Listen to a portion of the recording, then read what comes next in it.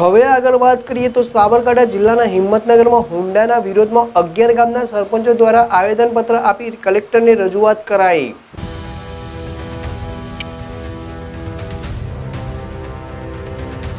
હિંમતનગરના હુડાના વિરોધમાં આજે 11 ગામના સરપંચો દ્વારા આવેદનપત્ર આપી કલેક્ટરને રજૂઆત કરવામાં આવી।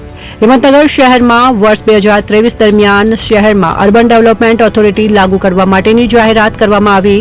ત્યારબાદ તાજેતરમાં હુડાનો ડ્રાફ્ટ પ્લાન જાહેર કરવામાં આવ્યો અને ત્યારબાદ હુડામાં સમાવિષ્ટ 11 ગામના મિલકત ધારકો અને ખેડૂતોનો વિરોધ દર્શાવી રહ્યા છે।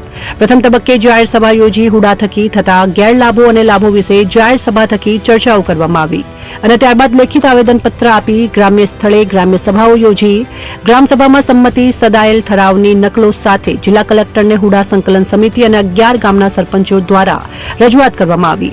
જોકે આવેદનપત્ર આપી હુડા રદ કરવામાં અને તેમજ હુડા સમાવિષ્ટ વિસ્તારમાં જે જમીન કપાતમાં જાય તેઓની વળતર આપવામાં આવે તેવી માંગ સાથે આવેદનપત્ર આપી રજૂઆત કરવામાં આવી હતી।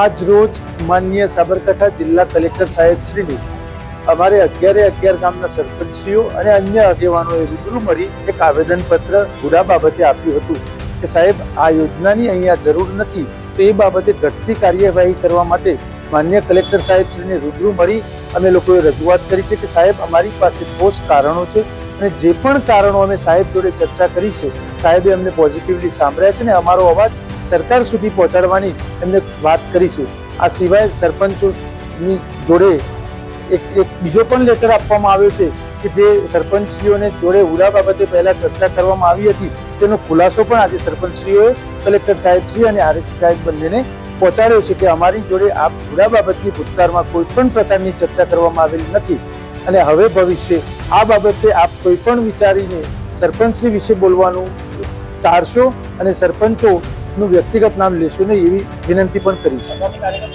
આગામી કાર્યક્રમમાં આવતીકાલથી વાંધા અરજીઓનો કાર્યક્રમ ચાલુ થાય છે।